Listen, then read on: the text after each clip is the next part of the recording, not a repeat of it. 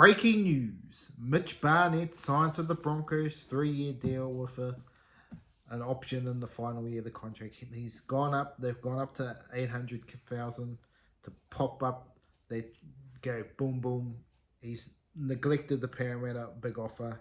Again, Parramatta miss out yet again on a big plan, and Madge delivers. What else are we going to get into in this episode? AJ looking for the double to beat Ken Irvine's record against the arch rivals in the Rabbitohs. We've got Ponga to the Kiwis. We've got Lomax to rugby. What do we think about that? Is it good or bad for the game? We've got Benji Marshall giving it to his young troops. Lift the standards or see you later. Show you where the door is, baby. Yes, we've got it all happening. Also, who's going to be the first coach sacked in 2026? And we already talked about after round one. Todd Payton. You got the likes of Jason Rolls under pressure. Josh Hanna only one game in. I think he'll get a reprieve.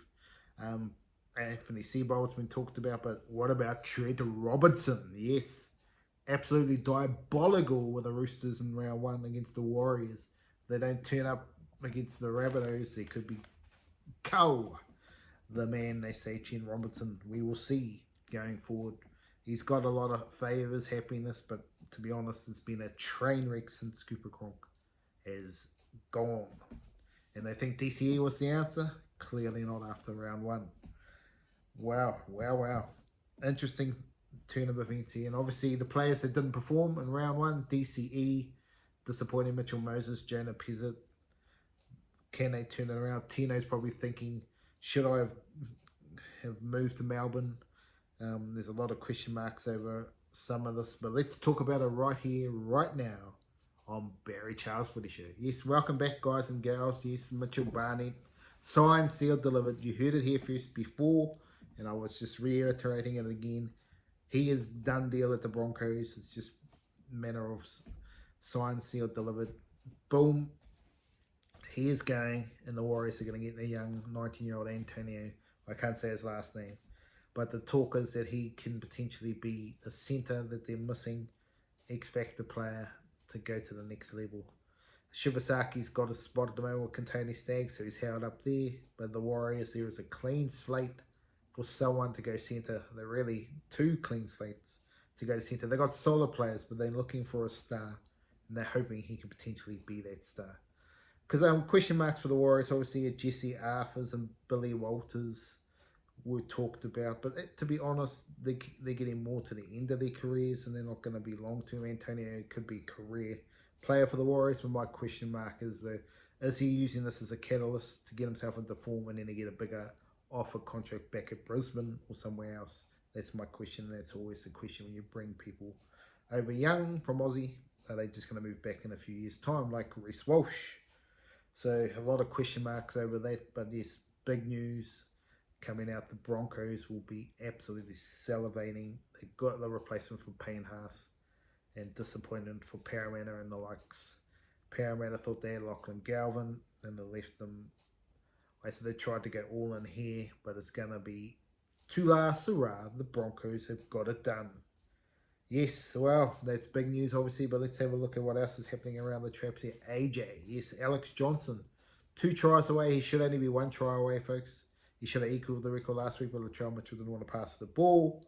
So that leaves Alex Johnson having to get 2 tries to be Ken Irvine's long-standing record for most tries. What do I think he should do?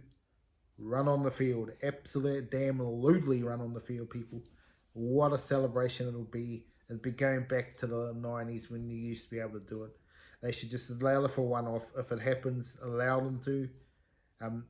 Get it all ready. Have enough security there. You understand what's happening. Have the players all line up and make it a celebration. Come on. You're only going to celebrate this once in a generation, honestly. No one else is going to break this record in the foreseeable future. Alex Johnson, outstanding, fantastic superstar of the game, and his longevity has been outstanding. For him to be able to hopefully break it this weekend. Let's hope it's not doom and gloom and it waits another week or so before he gets it. Let's hope he does it this weekend against the arch rivals Roosters. It would be absolutely outstanding. He should go on the field. Benji Marshall, But yes, if you go on the field, big question mark, you could get a big fine. So that's up to you. Take the risk if you want. Getting back to here, Benji Marshall. Yes, Benji. Our mate Benji has come alive. And he's given it to the young bucks at the Tigers. We're not going to stand for this rubbish anymore. We're not cellar dwellers. We want to be top 8 material. Yes, he gave it. You know where the door is if you don't want to be here. So we will see if all that talk is all hoopla or are they actually turning the corner. You could see the turn the corner last year, but this year they need to be pushing for the top 8. If the Tigers have really turned the corner, they need to push for the top 8 fix. Absolutely. Nothing else. I like to talk from Benji, but some people say in this day and age you can't do that to win. But Major Maguire won the premiership, so you can do it. Ponga, yes, Ponga to the Kiwis. What does this mean for Origin? What does it mean for international football? It's great for international football. Absolutely, it's great. But in terms of the true blue Origin, you're born in the state. You're born in the state. You come together, and it's true hatred. That is disappearing. It already has disappeared, but it's going to disappear more and more in the next 10, 20 years because this is what's going to happen. If you're a young player in either New Zealand, England, Samoa, anywhere, if you're a young gun player, you're thinking you're going to be playing rugby league or rugby, you're going to move over before you're 13. That's what's going to happen. You're going to have a flood of people coming over when they're 12 years old, have loved Origin, but they're not born and bred in the state. And then they go to the state of New South Wales or Queensland, they play their football, and they get a chance to play football just because of that rule. So, does that mean you're a die-hard Queensland, New South Wales fan? Not necessarily. I think some, yes. But in the heart-to-heart, you look at Jerome Hughes as an example. He said that he wouldn't have the heart to do it. And I think you're going to have this with a lot of these players that are Kiwis. And they're going to play it for the money. Just don't get it twisted. It's for the money. And the old players like Gordon Tallis and that hate it. But it's the business of today's game. Back when you were playing, especially...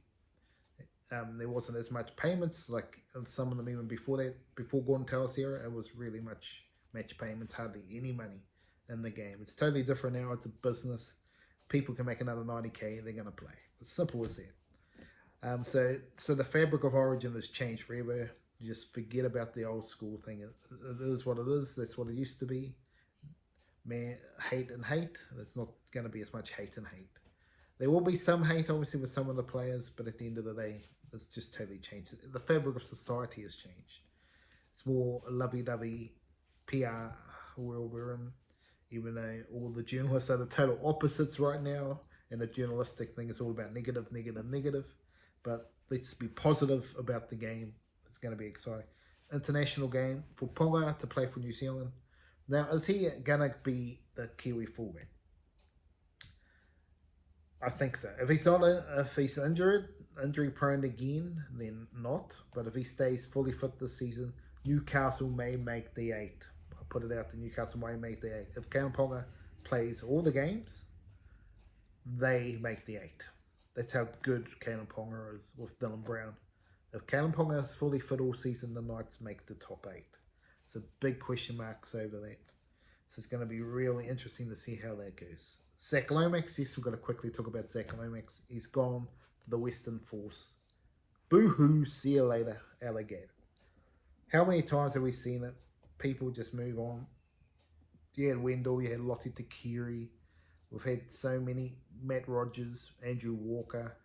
I mean, then obviously more recently, you've had people go backwards and forwards.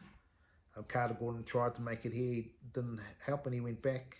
And now Angus Crichton, Zach Lomax, Mark as well, Marky Mark. These players are going back. And Joseph Sewell, he obviously the big talking point a couple years ago. But to be honest, that's all pied and pie. That is rugby league. Rugby league will find a new star, and the Tigers have the star power. He might be in the New South Wales team by the end. There's a scoop for you. I can't see, but imagine if the lights out. He's the next Jonah Lomu. Yes. We will see the Tigers' new winger this weekend. Going to be outstanding. In terms of now, let's talk about the real serious one. Who's going to get sacked? You saying no negativity on the show? Well, there's going to be some right here now. Who is going to be the first coach sacked? If I was going to go high profile, Trent Robertson. The noose is on. If they don't make the 8, he should be gone. I think, honestly, the top 4, he should be gone. This roster is stacked to the hills.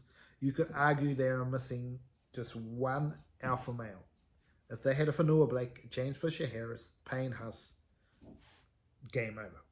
Put Payne Haas in their team, game over. They should win the comp. But no, it's not one in fairy tales. DCE is 37. He is over the hill. Clearly was over the hill last year. Should have probably retired last year.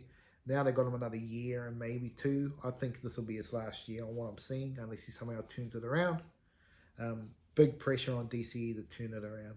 But yeah, big pressure on Trent Robinson to keep his job this season, in my opinion. He's had hardly any talk about it, but they keep failing. And if you want a team that continues to give away penalties, ill discipline, you're not going to win the comp. Simple as that. But obviously, but in realistic terms, in terms of the coach under the most pressure out of all these players, I mean, Seabold's always under pressure. Madge is under pressure, but let's be fair to him. Todd Payton, if he doesn't make the top 8, he's gone. Absolute 1 million guaranteed. If they're not in the top 8 this season, Todd Payton is showing the door. This roster, people are saying this roster is superstar roster. It's not superstar roster. It's a bottom 8 roster, and I mean in terms of the 7 to 8 roster, that's where they're at. To say they're a top niche roster, you are kidding me. Melbourne Storm, Penrith, Roosters, even you could say the Canberra Raiders, Warriors, Sharks. These teams are more in the premiership race than the others. I might have left out a couple others, but just to give you an example, they're more in that tier from there, 7th below the Cowboys. That's where they're at. Can they? Obviously, the Broncos is the other team on their list, so there's 7 teams. So they're fighting for the 8th. That's pretty much where I see the Cowboys at. They're fighting for an 8th spot. Can they get there? I don't see it. I don't see it in the players. I don't see it. I think you're going to see you later. The Cowboys, they are going to be Gonski and Todd Payton out the door. So that's my tip for who will be sacked. Shane Flanagan. Well, again, I just don't see him being sacked because I think they expect him probably not to make the top 8. And if they continue just to play well and you add Keon Kalamatangi, if they can get a couple more signings, then there'll be more excitement in them. I just don't see him being sacked. Anthony Seabold's obviously the other one most likely. If they don't make the top 8, he could get cut. They're the 2. Payton, they're clearly the ones. But Trent Robinson put under pressure. And Jason Rolls as well, folks. Now, all the talk was going to be great this year. They lost by 50 again. They lost big score again against the Storm 2 years in a row. What does that say for Parramatta? They're not there. I think it's going to be another year where they're going to struggle, won't make the 8.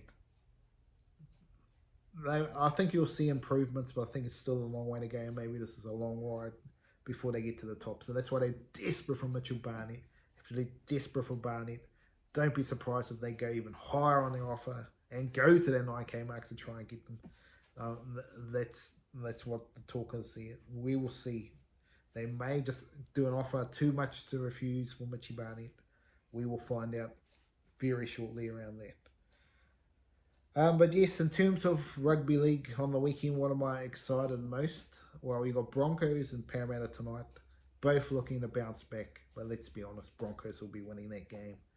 Warriors, Canberra, what a game. Friday night football. There will be some heaps of great games. But what a game that's going to be. And then Rabbitohs, Roosters, oh my goodness. Going to be very much topsy-turvy. Who do you pick? I'm going Rabbits. I'm concerned for the Warriors. We seem to struggle against the Raiders. I hope the Warriors can win, but I'm just... This is the litmus test for the Warriors. If they can win this game, then I think they're a real deal top 4 team. They lose, then it's battle hardened. And there's plenty more. And obviously, seeing West Tigers for the first time this year, going to be interesting to see how they go. But there's plenty of rugby league on this weekend. But anyway, enjoy the football. But Mitchell Barnett to the Broncos.